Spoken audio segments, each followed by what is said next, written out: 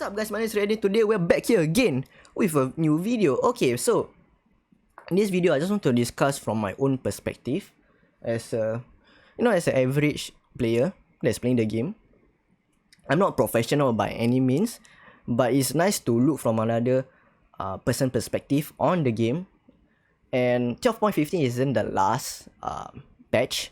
There's another new patch that's before set 7.5 gonna be released, so that should be the last. But it doesn't really generally affect what I'm gonna say in this video. Maybe there's one, but I'm gonna go over it.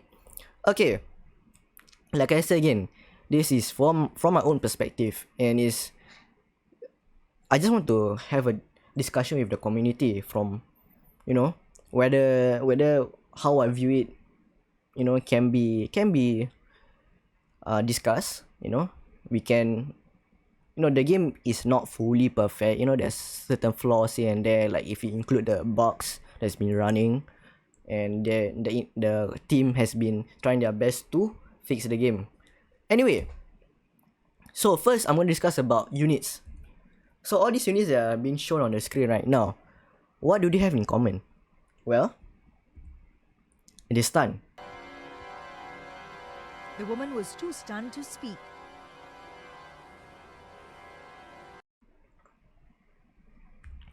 First unit, Sejuani. As you can see, I think you can definitely read. You like to read subtitles like me. But anyway, I'm just going to go over through this quick. She does 1.5 second stun as first star. As one cost. First star, okay. And then when she's 3 star, she can do 2 second stun on a single target. Okay, fair enough. I got Heimerdinger, 1.5 second stun on a single target, but twice as mage. So he does stun twice. If you think about it, 1.5 plus 1.5 is 3 seconds. But it takes time. Wait, does it take time? No. When it's a mage, you can cast twice. Exactly. Okay, next off, we got Jinx. 1.5 second stun for both 1 cost and 2 cost, and 2 second stun as a 3 cost. But she does, her ability hits up to 3 targets in a line, in the same line. So that's okay. I got Thresh, 2 cost unit. He does a single target 2 second stun on his pool, on the furthest unit on the enemy's board. Okay. And then we have Kiana. She does 1.5 seconds up to 2 second stun. I don't really consider it as a stun because it's not a fully stun thing. It's a disarm. So what does disarm do is that from the Wikipedia and all that I've been reading, the unit is not able to do any basic attack. But if the unit have enough mana to cast his ability, the unit should be able to cast his ability. So there's no stun on his ability if there's enough mana. So it's only on basic attack. But I still consider it as a stun, you know what I mean? It is disarm stun, it's about the same thing. And then she disarm on a single target. Next off, we got Lulu. She does 1.5 second stun. It doesn't scale out when she's upgraded, but her amount of targets she can target is increased. So it can be up to 5 targets for 1.5 seconds. Okay, alright. Then we have Nar. Nar is a bit weird. I think a lot of other units also share the same ability, which is knock up. So basically the units are airborne and they are considered stun for that 1 second. And then the amount of units he can hit or reach will be 6 target, unless if you ignore the center of the hex around him when he landed. He or she is not even okay, whatever man. Nar. Okay, next off we got Varus. I miss him when he was a redeem, but him being Astra, disgusting, yeah. Okay, so he stunned for 1.5 seconds as 1 star, but he does 2 second stun when he's 3 star. He can hit up to 4 targets. One will be the front line, and then the next portion of his ability says that it hits another 3 units behind the main first target back. So in a sense, it adds up to 4 targets for 2 seconds. Damn. Alright, next off we got Lee Sin. I think Lee Sin doesn't really scale. He just maintains. He does stun, so for 1.5 seconds, and he hits at least 2 targets. I'm still not certain whether the unit that he throws or kick the unit that got the first unit will be hit at the back. Then the unit that like landed, if he's landed on another unit, then the unit should be stunned, I believe. For like, so in a sense it's like 1.5 seconds on both targets. I don't know if they share the same stun duration though. I never really checked, I never really noticed, but yeah, since he doesn't scale anyway for his stun or anything, so it's not really that noticeable. And then we have Hekarim. As a 4-cost unit, he can stun for 8 seconds on multiple targets, so it's an AoE stun. But usually in standard, you can like at least hit him as a 2-star, so at least it will be at least 2 seconds stun. Then we have Nico. 1.5 seconds, doesn't scale, and it's an AoE stun on multiple targets. Alright. Then we have Sona. Surprisingly enough, she does 1 second stun on both her 1-star and 2-star, but she does 4 second stun when she's 3-star. And she can hit at least a lot of targets because her ability passes through the enemy units. So yeah. Next off, we got On. He does 8 second stun, similar to Heka. And usually the standard will be like you can at least hit him to 2-star, which it will be 1.75 stun, 1.57 second stun on multiple units. So the first portion of his ability is slowness, and then the second portion will be stun. So it's a for a tank unit, he can stun AoE. That's quite strong, you know. But it doesn't really do much damage. Even if it does, it's not that consistent. It's not like recurring damage. You know what I mean? It's not constant. But the AoE does it though. Anyway, we got Siphon, a dragon. 1 second knockup. He potential 6 target because he charges through a lot of units if they are in his way. From my perspective, on his ability, it doesn't really mention how long is the enemy units are knocked up in the sky. But from the videos I've watched or the games that I played, it should be at least 1 second. If it's not 1 second, it should be at least 1.25. Similar to like Shioyu, because Shioyu, okay, so Shioyu case is that he does 2.5 second knockup, so it's like total. So the first part of his ability, he does like 1.25 seconds, and then on the third portion of his ability is last, he does another 1.25 second of knockup, which is considered stun, and he can hit at least up to 3 targets because it's like within the range of the unit he's attacking, the single target. So yeah, I don't know, the game having like disarm, stun and knockup is like the consistency is not there, I guess. It's like 3 different type of CC that works about the same. So okay, we can discuss about that. But as a 5-cost unit, he can do 15 seconds when he's 3-star. That's like he should have that amount, I guess. But it's bad when they have Verdant Veil as an augment. But let's ignore the augments for now, for the time being. And he can hit at least it's an AoE stun on a large clump of enemies opposite side of the board. Standard, usually you will have him like 2-star, so it should be 2 second stun AoE.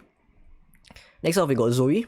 Oh, she's so annoying because she does knockup and also a stun. So for 1.25 second knockup, and as a mage, she can cast twice. So in a sense, the enemy units are knocked up in airborne for at least 2.5 seconds. And then she can also do stun, which is 1.5 if you 2-star her. I'm not mistaken. Or did I type that wrong? Who cares? But she does 8 second stun when she's 3-star. And it hits almost the whole entire board. So, and as a mage, she can cast twice. That's scary, you know. She does knock up and stun, so it's like two different type of stun in one package, in one unit. Okay. Then we have Yasuo, a 5-cost unit that does 1.5 second stun, not stun, 1.5 second knockup. And it's also AoE. It hits multiple targets. You can clearly see how long. If it's quite long for them to knock up in the sky, but you know he's strong. Luckily doesn't scale. That's the important part. And then we have Shyvana as a last dragon, I believe. That's here in my slideshow, you know. PowerPoint, yeah. Just to prove my point. Ha, badums. Okay, so Shyvana as a dragon, when she shapeshift, she can only do 1.5 second stun. And it's an AoE stun. And it doesn't scale. Is it balanced? I think so. I mean, she can only cast once, so yeah. Anyway, so the amount of unit that can stun, if we total up from across the, you know, as a being as a tier 1, tier 2, tier 3, tier 4, and tier 5, if we tally up, it's at least 90 units that can stun. So my question is this an appropriate amount for the game? So that's my question, because I feel like 90 units is a little too much. Is it healthy for the game? I'm not too sure, because from my experience, it feels bad when most of the time your units can't really do anything when they are stunned.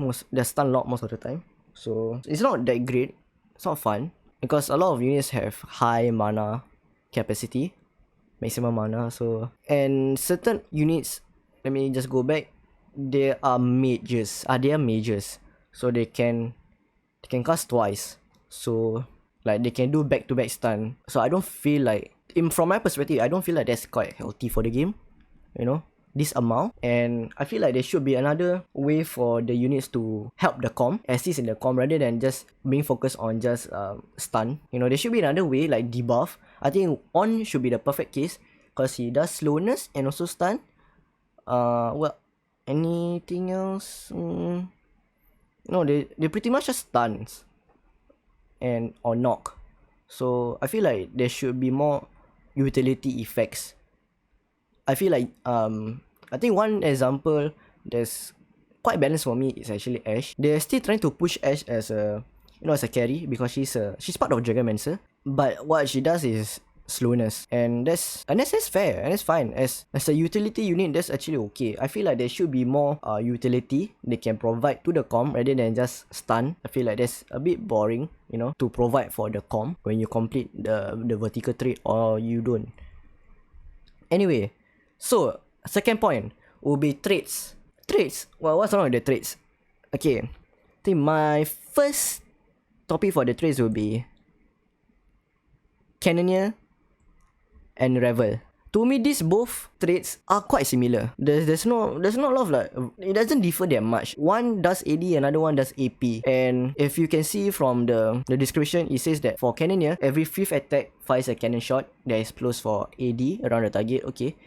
Then Revel, after dealing damage on the ability. So let's say you had the unit that has Cannoneer and Revel. After every 5th basic attack, it fires a cannon shot. And then once the unit has enough mana, play his ulti, and after the ulti is like ended and the ulti does damage, it will launch a firecracker that deals AP damage to a random enemy. I feel like these both traits are really similar. Technically I'm okay with it, but the problem lies with that these two traits, the units that share these traits are similar. There's not much difference. Like you can just fit two of these same units and you have both traits online or active, which is Cocky and Jinx. It's quite boring to me. Honestly, it's quite boring to me, because it would be amazing if they are like separate. You don't really like, you need an emblem to like join, like, you know, like transition together well, or like, you know, or like you can just do fully Cannoneer or fully Revel. But the thing is, you can still activate Revel or Cannoneer without like the emblem. You know, you can just like, I don't know, it just feels like a bit lazy. Just a bit, from my perspective, is I feel like it's a bit lazy that these two traits have similar concept, and these two traits have two of the same unit, like two units that share this same trait. So it's like there's not a lot of difference, you know. There's no, what do you call that, originality or like individuality. Another one, I don't know. Maybe I'm not an expert in this, but that's from my perspective. That's my opinion, and we can debate about it, because I shouldn't be the only one that think that these two traits are quite boring because they share the same concept. You know, I don't know. Someone in the comments should also explain. You know, why I feel like this towards these two traits. Anyway, the next one will be Dragonmancer. I mean, Dragonmancer is like, it's like cool, you know. However, the one thing that bugs me about Dragonmancer is that only one unit benefits if you exclude the use of an augment. Because if you have an augment called Inspired, once the unit does something, the rest of the Dragonmancer that does not receive a blessing, they will have an increased attack speed. So that's about it. But that's only when you have the augment. Is it really beneficial? In my case, it doesn't really like line up with the Dragonmancer trait. It's a bit I feel a bit shitty that the units in Dragonmancer Com feels like they're not really providing anything. And you know, to really fully utilize and have CC, have tank, have healing in your com, it's sadly, you know, another strong units, which is either Nico or On, to complete a Tempest and Jade in that full 9 Dragonmancer com. I mean, I'm glad that Dragonmancer, you can craft it, you know, you can create the emblem, so which is good. But from my perspective alone, I don't know, from my perspective, if it's lacking, I mean, there's Yasuo who can do stun, got Lee Sin who can do stun, Ashe can do slowness, Swain Volibear is just there, I guess. Set have to do something with AD, and then Karma that does a bit of AoE. I feel a bit like they don't really like synergize very well when you build them as like a com. I mean, no, don't get me wrong, when you start off with Dragonmancer and a stun, it can be strong when you have early 2-star Set, early 2-star Karma, early 2-star Volibear, early 2-star Swain and Ashe, or Sin. But it's quite weak if you just build it on its own. Like, if you remove Nico and On from the equation, what else can you fit inside this full 9 Dragonmancer? Or like a 7 Dragonmancer? Definitely not Shapeshifter. Tempest, you need to add another emblem. Jade, Ashe, Karma, yeah, you need Nico, you know, to have an active Jade alliance. So basically what I have is that against this, it's quite boring if you play full vertical, like if you go for just Dragonmancer alone, because they don't really like have, you need to put Dragonmancer on these two units to really like optimize Dragonmancer, you know what I mean, like full 9 Dragonmancer. But there's always other build, you know, like you can go with, but there's no like standard route for this, unless you play 9 Dragonmancer with Volibear being a legend. Then you try to build a legend Dragonmancer com. That's cool, because all the other units they don't really provide anything else, you know. Set and Karma being, I don't know, just being there, I guess. Ashe also. So legend and plus Dragonmancer, it makes sense. But other than that, it doesn't look good. It's not really fun, because there's only one unit that benefits from it. That's what I mean. There's only like one unit that really like benefit from the alliance, from the trait. So yeah. Next one will be Warrior Shen. I know I'm talking about traits. This should be like considered under units. But the problem I have with Shen is that his ability alone does not provide a damage ability. Does not provide any damage. So for him to be a warrior plus Rage Wing, all he does is all the damage he got from, or he dealt with, or like if he does any damage also, is coming from his basic attack. If you play 9 full Rage Wing and like, I don't know, if you can make it into 6 warrior, then all his damage is coming from his basic attacks, which is as a tank, that's at the front, and his kit doesn't really help. I mean, it can dodge all the incoming basic attack, which is good, but I feel like Shen is a better warrior candidate compared to Shen. Wait, what am I talking about? Set a better candidate for being a warrior and a Rage Wing unit compared to Shen. That's my opinion. That's like, it just makes a lot more sense, him as a warrior and not Shen. But anyway, let's move on. Bruises. I've never seen bruises with 8 bruises. I've never seen it before. Not even like, even 6 is also considered like still rare, because if you want to put full bruises in, you know, with like as intended, this is how it looks like. And most of the time you can't really like 3-star Ilaoi or Xylus. I mean, maybe you can if you go through the Astro route, then Bruiser route. But there's no incentive to play full 8 Bruisers, because the one that truly do damage is either Siphon or Olaf. And yeah, and they don't really do much. Maybe on stun Ilaoi, Xylus, Mana Reef, and reduce MR and AR.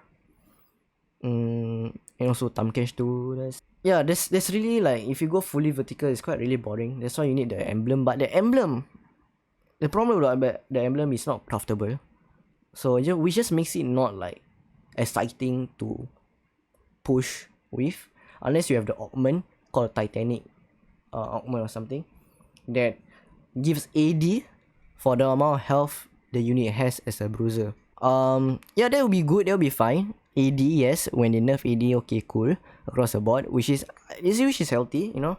I respect that they made that decision, but they want to have the units be focused more on the ability side instead of the basic attack. So a bit redundant, you know, for the augment. But okay. So if you fully complete this, if you put all 8 bruises in, it should at least give you 4 whispers. That's actually okay. You got 2 warrior, but that's about it. Most of the time, I feel like they will just get stunned and they don't really do much because the damage output isn't that much. So, and another item that really like demolish this bruiser count will be talked about in this section. So, for items, Giant Slayer. Giant Slayer can really melt bruiser comp. That's why going for increase of MR and AR is a lot more looked up upon compared to having high HP. I mean, high HP is still a lot. I mean, it's still good.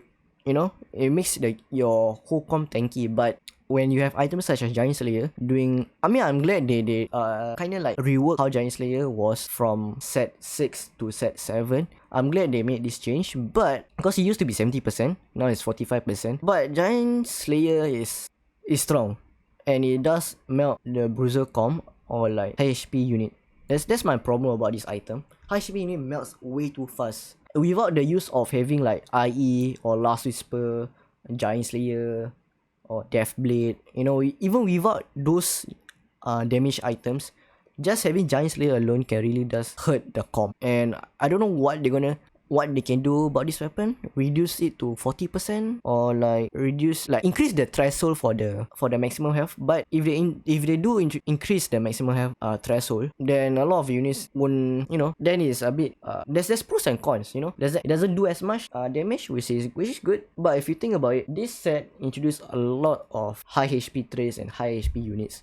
So balance or not, I'm not too sure. But from my perspective, it really is quite sickening or disheartening that this item alone really just melt my tanky unit, because they can't do as much damage that I want them to do. They can't like a consistent amount of damage, and they get stunned way too often.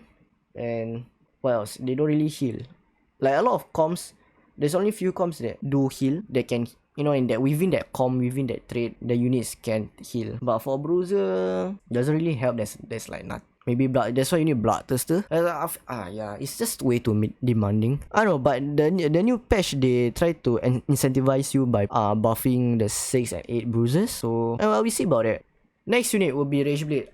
This is actually the main first item that I want to talk about. Yeah, this Rage Blade, a lot of traits and units are really over dependent on it, and it can make a lot of difference if you don't have Rage Blade. Like you need Rage Blade for, like, for example, Whispers. You need a Rage Blade for like Deja. You need a Rage Blade for Yone. You need a Rage Blade for most of the Swift Shot. You know, even though they already have Swift Shot, increased attack speed, they still do require Rage Blade in a sense. Even with Zarya, even if you increase attack speed for Zarya, she still does need Rage Blade. Even though if you go fully Naya Rage Ring, a bit redundant if you tell me that even if I go full 9 Rage Ring, I still do need Rage Blade, and it defeats the purpose, you know, going fully vertical Rage Ring if you still require Rage Blade. And then yeah, in my opinion, Rage Blade is because of how they introduce traits nowadays. A lot of the traits require you to stack in order for you to benefit. So like for example, Mirage trait, some of the traits require you to stack, and same with Whispers and all this. So yeah, I mean, that's quite normal for every set. There's always like certain items that people really like want to fetch or like craft at the start, and this is one of them. Especially even Cannoneer, every 5th attack. So of course, obviously, Rage Blade would make sense a lot. So yeah. Third will be actually an item component, Sparring Gloves. Okay, anyway. So I just screenshot this because I can't be bothered to type it out. So what I have problem with Sparring Glove is that why does this item component, the only item component, have 2 effects? Plus 5% critical strike chance and another plus 10% dodge chance. Why is this the only component that have 2 effects? Okay. Because of that, I want to go through about Quicksilver. I think a lot of the people in the community is talking about why and it's making memes out of it. Why does Quicksilver grants you 20% bonus attack speed? I mean, I can understand why it grants immunity to CC for 50 seconds, but where does the 20% attacks come from? Like, to craft a Quicksilver, it will be a cloak and also a glove. So it makes sense for you to have magic resist and also a dust chance. But where does the attack speed come from? Which part of the glove and cloak gives you attack speed? So that's the whole gist about the meme surrounding Quicksilver on the Reddit.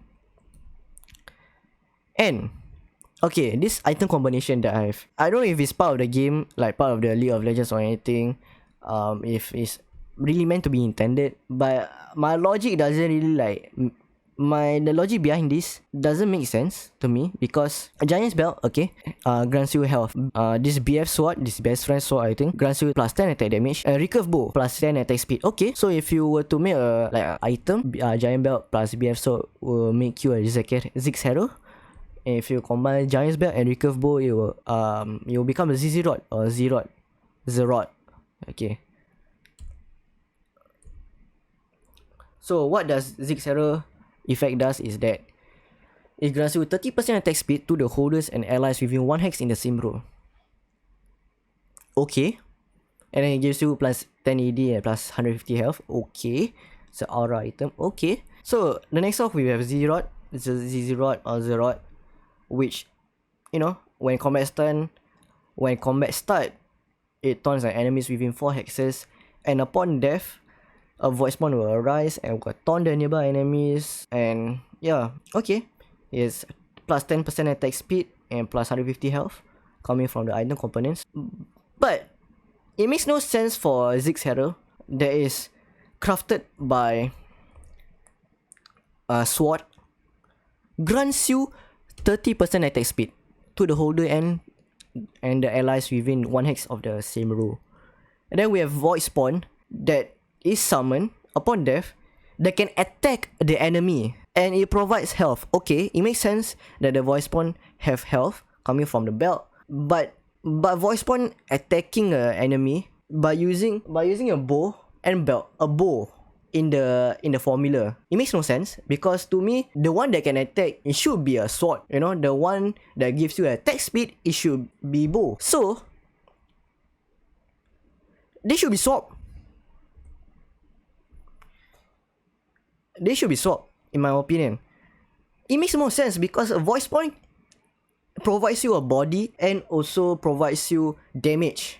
Okay, bow, Ziggs Harrow, it provides you with attack speed, and it makes more sense if you craft it this way. You know, I don't know, man. From my perspective, it just makes more sense if you were to do it this way. So they should be swapped. The formula should be swapped, and I feel like it shouldn't affect the game or anything. It makes more sense, but you know, a lot of people were like, I think a lot of the pro players will be like, oh, why this guy changed this formula? Oh, usually it feels so weird for sword and bow to be not Ziggs Harrow anymore. You know, usually this item can grant you attack speed.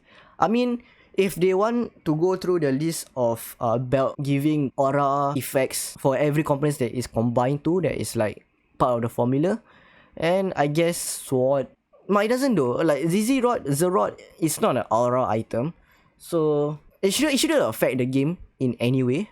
I feel like this should be it should give them like a good understanding of how the item should be running, should have what certain type of effects it should be having based on the item components that you combine with. I mean, I've done max and science and ionic formulas. So it's just, you know, this makes sense. But you guys are better than me, so I want you guys to tell me down in the comments whether this formula change should be reworked. You know, I mean, I don't know. I just want to see how many people agree with me on this statement. Anyway, I just want to remind you guys again that this is just coming from my own perspective, from my own opinions as an average player in the game, and let me guys know what you guys think about, you know, what I talk about. And you know, the points that I brought up can be, I feel like it's good. and it should be brought up to their attention, and they can learn from it. Like, the game is not perfect in any sense. There's some certain flaws, and certain traits are like quite it's not even underestimated, more like undervalued. Like, if it's lackluster, as if you build the com as its own, if you try to go vertical on its own, it feels like a bit, doesn't feel like a proper com. It doesn't really, the units don't really benefit from the traits. Only one unit benefit, like say for example Dragonmancer, and then Bruiser, just health. There's no really synergy. There's no synergize in that. There's no flavor in that com. It's dead, it's dull, it's boring, and people rather go for 6 Guardians than compared to 8 Bruiser. You know what I mean? So yeah. Anyway, hope you guys enjoyed this video. Be sure to I don't care if you subscribe, like, or share the video. I don't give a damn. Because this video, there's no money made being here. There's no intention I just want to create content. That's been like the start of YouTube. That's how YouTube was to begin with, but as time goes on, it's already evolved. You can make money out of it, man. Anyway, I don't give a damn if you subscribe or not to subscribe, because I just want to, the community is cool. I'm glad that I found a community, a game that I've that can play. But this set makes me want to like quit and then come back and quit and come back, because it's, like I said again, it's not that perfect. But anyway, we move. I wish the next set makes me want to buy the battle pass. Like there's like few, I think set 6.5 or set 6. I think set 6 and set 7. I don't feel like purchasing the battle pass, even though I already completed it. Because it's quite disappointing. I feel like this set, there's a learning experience for the team, for the company that made TFT. There's always new experience, new lessons for them, and I'm glad that they don't drop the game as compared to Dota Underlords. So I just want to see the game, being healthy for people, for beginners, for average, and also for professional players to play with. So I just want the game to be enjoyable for all levels. And certain traits feels like lopsided. It's like they have a bit more dominance over other traits, and I know it's intended, like for example Yodels and also Astral. Those are intended traits because it's made for beginners, to play the game. But I play TFT not for like just to play one trait, but to play all different traits, to make a com out of all the traits I can go vertical with, that I can complete the whole trait, and there's a com for it. You know what I mean? That's why I play TFT, because there's a lot of traits and I want to enjoy each part of the traits, and I don't feel disappointed when I complete or like fully optimized or fully completed the trait. You know what I mean? I don't want to feel disappointed when I completed it. That's the main thing that I have for the current set. There's certain traits that it's strong. It's strong if you go full, but it's not rewarding. But there's one trait that's quite rewarding if you completed it, which is Shimmer Skill. And yeah, that's actually a positive step. They do understand. Like I feel like they understand from like when you play the game, because the developers in the team play the game, so I feel like they do really understand that part. But I feel like they can improve on this matter. And yeah, I just want to see the game die. please don't flop. But yeah, I don't think so. You will flop anytime sooner or later. But who knows? Anything can happen, right? Anyway, alright, cool.